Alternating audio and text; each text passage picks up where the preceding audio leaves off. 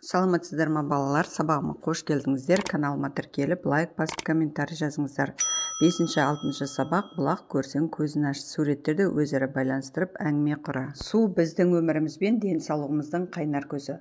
Ол адамдарға және басқа да тіршілік иелеріне өмір сыйлайды. Су болмаса адамзат қалай өмір сүретін еді? Мұны елестету өте қиын. Ол су, мұхиттар, теңіздер, өзендер, көлдер. Судың біразы жер астына шоғырланған. Бірінші тапсырма мәтінді тыңда, сұрақтарға жауап бер. Бірінші, зәм-зәм суының ерекшелігі неде, қандай су ішуге жарамды, ол жайында не білесің? Бұлақтан, қайнардан су ішіп көрдің бе? Зәм-зәм Меккедегі қасиетті құдық. Қағбадан оңтүстік-шығысқа қарай 20 метр жерде Бани Шайба есігінің Қаратасқа Хажарул Асуад қарама-қарсы орналасқан. Зәм-зәм суында түрлі ерекше қасиеттер бар. Ол ауруларды емдеп жазады, адамға қуат бітіреді, аштық сезімін басады. Мен бұлақтың таза және мөлдір салқын суын ішіп көрдім. Маған ұнады. Ең таза сулардың бірі ол бұлақ пен қайнардың суы деп ойлаймын. Келесі, тілдік бағдар. Болымсыздық есімдігі, өздік есімдігі. Есім сөздерінің орнына жүріп болымсыздық мағынаны білдіретін есімдіктің түрі ол болымсыздық есімдігі деп аталады. Оларға ештеңе, ештеме, дәнеңе, дәнеме, ешкім, ешқандай, ешбір, ешқайсысы, ешқашан, ешқайда деген сөздер жатады. Ал өздік есімдігіне бір ғана өз сөзі жатады.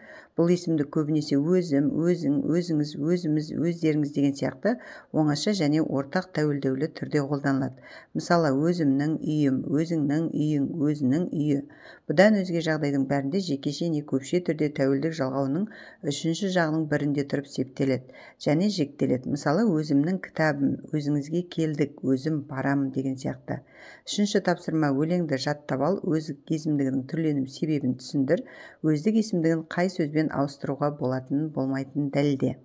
Күннен туған баламын, жарқыраймын, жанамын. Күнге ғана бағынам, өзім күнмін, өзім от, сөзім қысық, көзім дөт, өзіме де өзім табынам. Өздік есімдігі бұл өлеңде ерекше түрде түрленген, жекеше түрде тәуелдік жалғауының үшінші жағының бірінде тұрып септелген. Мысалы, өзім күнмін. Келесі, төртінші тапсырма. Диалогты оқы, ауызекі сөйлеу тілінің ерекшелігін анықта. Қарашал не заматта көк шалғынды құйқалы өңірге ат басын бұрған, төбе бауырындағы шоқ жидеге жетіп аттан түскен. Шөбі қалыңдау тұсқа еңкейе үңілген. Обылай бітеліп қапты деді басын шайқап. Ата, ол не? Тұма ғой балам. Соңыра көзі аршиық ақсын сылдырып адамдардан аяла алақан күтіп жатыр-ау. Тұма деген не ата? Балам, тұма судың көзі, бұлақ пен өзеннің басы. Бұлақ көрсең көзін аш деген сөз бар қазақта. 5-6 жылдай бұл жақта ат ізін салмап едім. Көрдің бе шөп-шалам басып қалғанын? Сусырап отырған жоқпыз, бірақ тұщы мөлдір бұлақ суына жете ме? Даланың аң құстары да ішіп рахаттансын. Ауызекі сөйлеу стилі өзіндік ерекшеліктерін жасайтын арықша белгісіз жағдайға байланысты сөйлеу мәнері, эмоцияға қарай тілдік білдіктерін қолдану өзгешелігі болады. Бұл ерекшелігі ең алдымен сондағы лексика, фразеологиядан байқалады. Осы мәтінде эмоциялық тілдік бірліктерді байқауға болады. Мысалы, обалай, тұма ғой, балам, аяла алақан күтіп жатыр-ау, мөлдір бұлақ суына жете ме, даланың аң құстары да ішіп рахаттансын деген сөздер. Келесі 5-ші тапсырма, мәтінді салыстыра оқы, ауызекі сөйлеу стилінің ерекшеліктерін анықта. Таза бұлақ. 3 жолаушы бір бұлақтың басында бір-біріне кез бопты. Бұлақ бір тастақ жерден шыққан. Айналасы қалың біткен ағаш жапырақтары бұлақтың үстіне төгіліп, суы мұздай салқын шыныдай жылтылдап тұрған сонша әдемі таза бұлақ екен. Су шыққан жеріне бір қазандай тасты біреу ойып қорғаныш қылып, тастың суағар жерінде жазу жазыпты. Әй жолаушы болсаң, осы бұлақтай бол деп. Манағы 3 жолаушы бұлақтан ішіп қанған соң жазуды оқып біреуі саудагер екен. Ол айтты, бұл жазылған ақыл сөз екен. Бұлақ күн-түн тынбай ағып алыс жерлерге барады. Бара-бара кеңейіп үлкейеді, бұған бөтен бұлақтар құйып, сөйте бара үлкен өзен болып кетеді. Мұнан мұрат сол. Сен де адам тынбай қызмет қыл, еш уақытқа жалқауланып тоқтап қалма. Сөйтсең ақырында сен де зорайып мұратыңа жетесің деген ме деп білемін деді. Жігіт айтты, менің ойыма бөтен бір нәрсе келеді.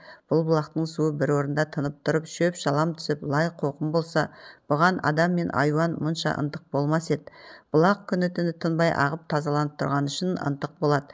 Олай болса жазудың мағынасы көңіліңді, өз бойыңды осы бұлақтай таза сақта дегеніме деймін дейді.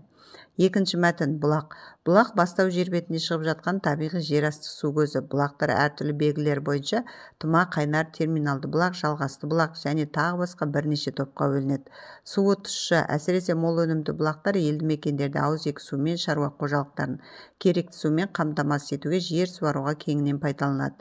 Бұлақтың арынсыз және арынды түрлері бар. Арынсыз бұлақ ылғалды жылдарда көктемде қар ергеннен кейінгі және жауын-шашынды кезеңдерде жер бетіне таяу жатқан жер деңгейінің көтерілуінен пайда болады. Оны әдетте тұма деп атайды. Арынды су көзі артезиан арынды суынан бастау алып тау тастардың терең жарықтарынан шығады. Оны қайнар деп атайды. Мұндай су көзінің өнімі температурасы минералдық тұмаға қарағанда тұрақты келеді. Бірінші мәтін көркем әдебиет стилінде жазылған, сонымен қатар ауызекі сөйлеу стилінің ерекшеліктері де бар. Екінші мәтінде ауызекі сөйлеу стилі мүлдем жоқ, тек ғылыми түрде, түсіндірме түрде жазылған.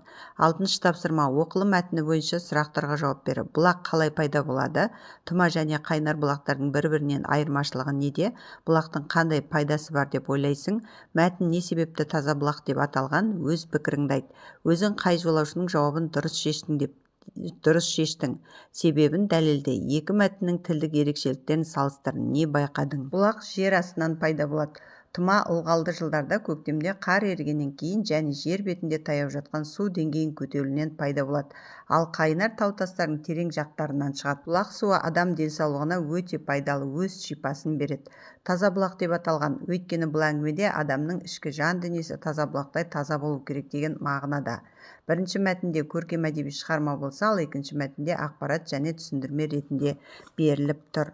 Жетінші тапсырма мәтіннен болымсыздық есімдіктерді қолданылған сөйлемдерді көшіріп жаз. Болымсыздық есімдіктер бар сөйлем. Мұнан мұрат сол. Сен де адам тынбай қызмет қыл, еш уақытта жалқауланып тоқтап қалма. Сөйтсең ақырында сен де зорайып мұратыңа жетесің дегенме деп білемін деді. Бұлар еш есімдігі.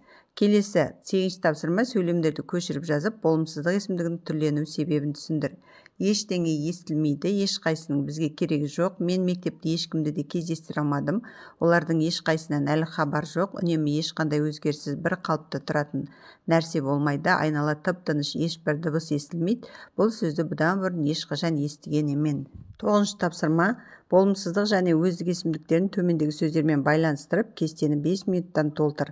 Бұлақ, көл, өзен, теңіз. Бұлақ көзін ешқашан жабуға болмайды, көлдің түбін ешкім көре алмады, өзенге ешқашан жалғыз барушы болма, мен өзенде ешқандай балық көре алмадым.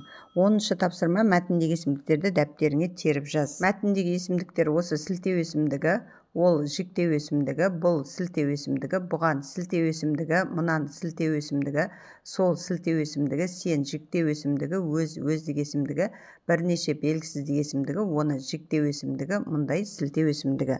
Балалар, сабағымыз аяқталды. Менің каналыма тіркеліп, лайк басып, комментарий жазуды ұмытпаңыздар. Видеоның астындағы поделиться басып, қоңыраушаны басып қойыңыздар.